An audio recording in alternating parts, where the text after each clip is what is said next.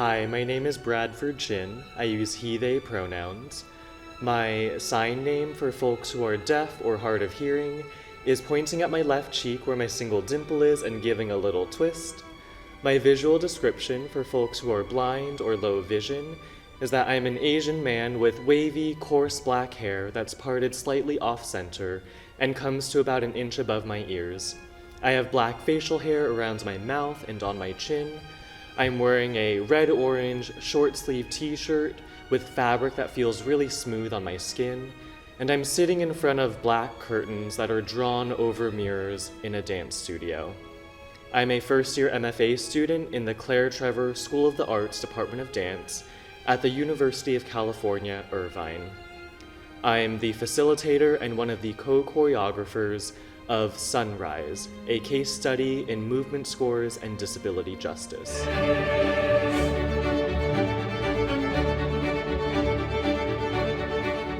Sunrise is a new dance work that is premiering as part of Dance Escape 2022, UCI Dance's annual spring showcase of graduate student choreography. At its core, Sunrise explores creative process. And in the exploration of Sunrise's creative process, my collaborators and I have centered disability justice and drawn upon additional principles from critical pedagogy and emergence theory. The creative process of Sunrise asks, how can these lessons from our disabled colleagues impact inclusion and accessibility in Western concert dance practices? These explorations were initiated in part by my experiences as a company dancer and teaching artist with Axis Dance Company in Oakland, California.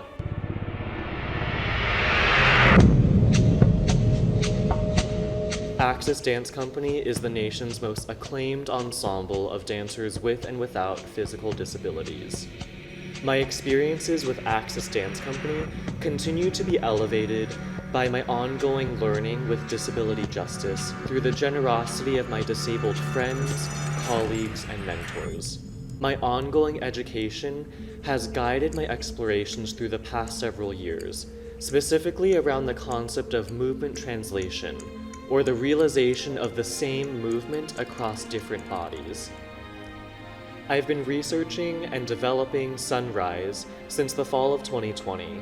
At the height of the ongoing pandemic, I engaged in a virtual, international collaboration titled Solo Ensemble. I collaborated with about a dozen dancers across the United States and from Canada and France. The dancers were given non-body specific movement instructions that were tied to a specific rhythm. Solo Ensemble was an experiment in pushing the boundaries of how movement translation is currently used in mainstream physically integrated dance, or dance that involves both disabled and non-disabled bodies. In Sunrise, two quartets embody the same script or movement score of non-body specific movement instructions. This script of non-body specific movement instructions was written in collaboration between myself and Sunrise's rehearsal assistant, Lauren. The script or movement score was then given to the dancer collaborators, who were free to embody the script on their own terms. Throughout the work, both quartets share the stage as both individual quartets and a unified ensemble of 8 dancers simultaneously. Sunrise is about process and how we facilitate inclusion, accessibility, and equity into Western concert dance practices. Sunrise also incorporates several accessibility components for the audience, which has not yet been done at UCI Dance. These accessibility components include audio description of the work for folks who are blind or low vision, as well as ASL interpretation and captioning. It's my hope that as the dance world continues changing, we learn to center disability justice in our considerations. I believe that when we start centering disability justice, we'll learn that, yes, in fact, everyone can dance.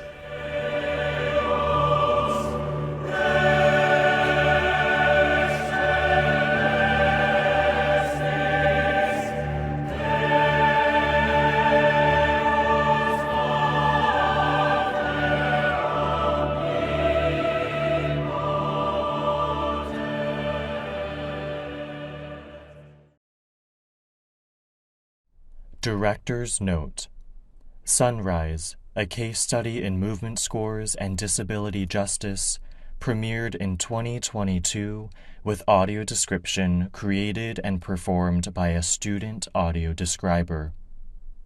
This 2024 release of Sunrise features a new audio description track and accompanying captions by Bradford Chin that do not match the ASL student interpretation performed in the 2022 video footage.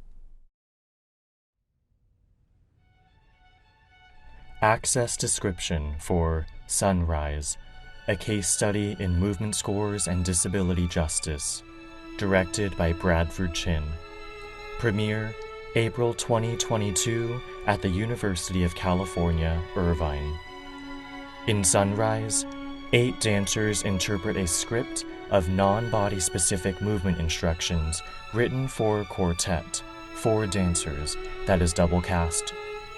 The 8 women share the stage as both 2 individual quartets and a unified ensemble to explore how we conceptualize sameness across different bodies. The 2 quartets remain the same throughout Sunrise. In this staging, Alicia, Ashton, Caitlyn, and Liz form one quartet, and Alexa, Amanda, Coral, and Emma form the other. All of the women wear bright white costumes of KN95 face masks, form-fitting tops, and flowing bottoms that add fluttering life to their movements. A 9th woman, Lauren, Sunrise's rehearsal director, serves as the ASL student interpreter dressed in all black at the far right front corner of the stage.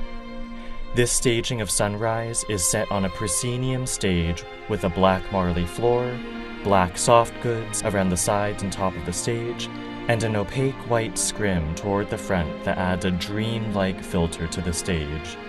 Throughout Sunrise, a cyclorama in the background is lit in varying tones of rich blues and purples to illustrate the emotional arc of the accompanying choral music.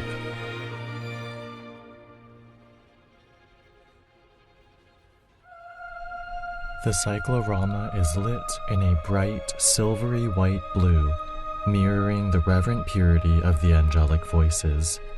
From the left, the dancers trickle in to slowly form their quartets, one on each side of the stage. The groups shift through tableaus of gentle support and weight sharing every time a new dancer joins. Emma and Liz, who entered first, travel the slowest, witnessing the groups settle before joining their respective quartets last. At their contact, the groups quietly separate, come back together, and settle into stillness as deeper lamenting voices wish peace to the earth.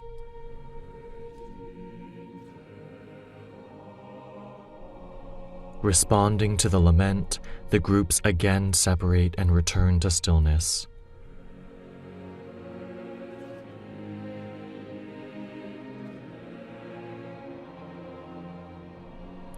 With the voices' growing grief, the groups ripple and tensely stretch away from each other.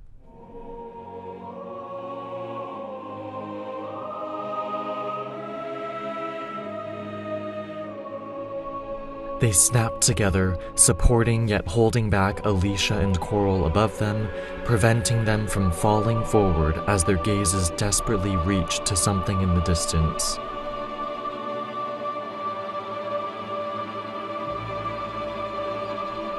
The quartets burst, expanding into blossoms of movement to match the music shift, while the white scrim rises, clearing the sensation of darkness. The dancers are illuminated with the warmth of daylight against a royal violet color.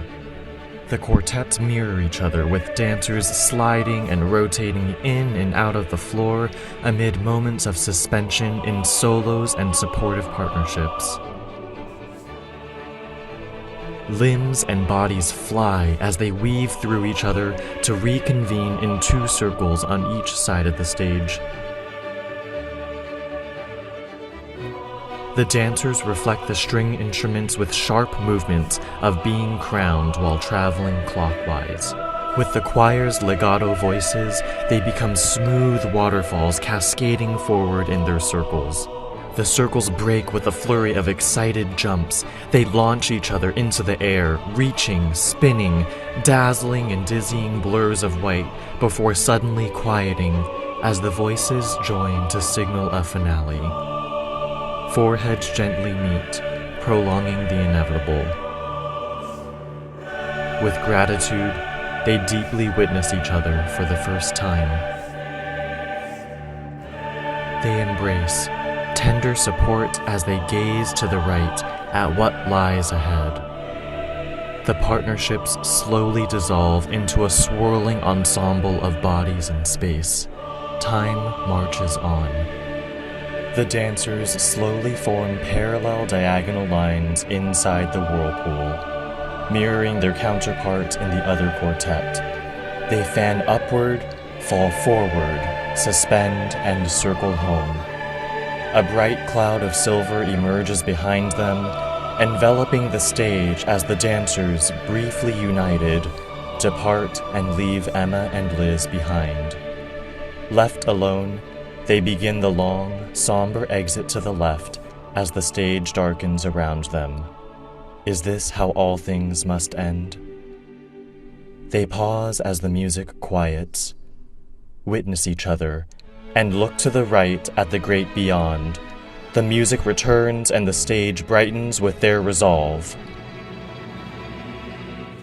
The dancers triumphantly return from both sides of the stage. They unite with conviction in a single traveling circle.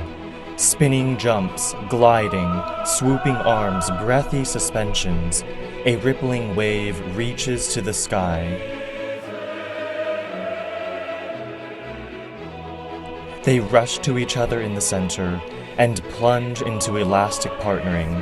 Bodies wave and ricochet like a supernova, spreading across the stage in two lines.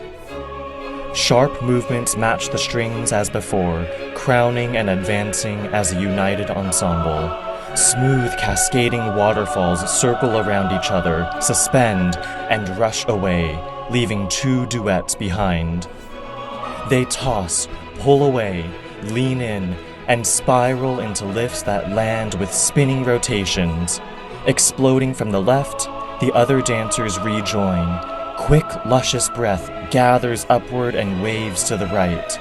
They burst across the stage with jumps and spins and face the great beyond to the right as the stage darkens. They look to each other as the choir's lament returns.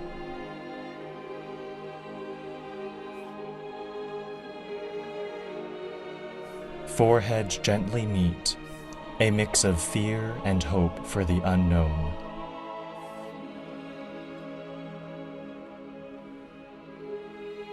They witness each other with gratitude on this precipice, not of an ending, but of a beginning.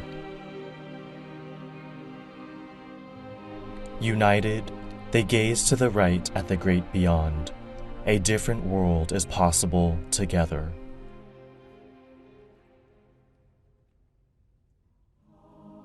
They revisit and unite their beginning tableaus of support and weight sharing, shifting with care and with the choir as their surroundings slowly fade.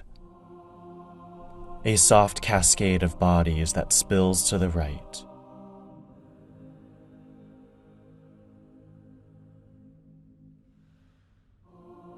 A blooming flower of bodies crossing and pulling in counterbalance of mutual support.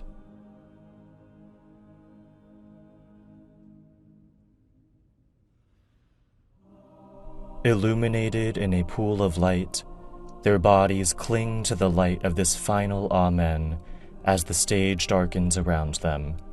They lift each other up and face the great beyond, the possibility of a different world they will build together.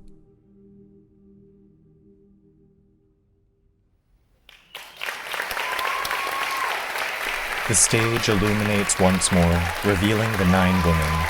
The 8 dancers advance and bow together. Lauren, the ASL student interpreter, advances and bows. They rejoin and take one final bow together.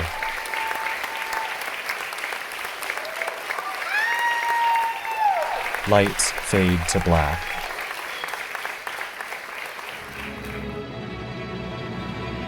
Production credits in white text on black.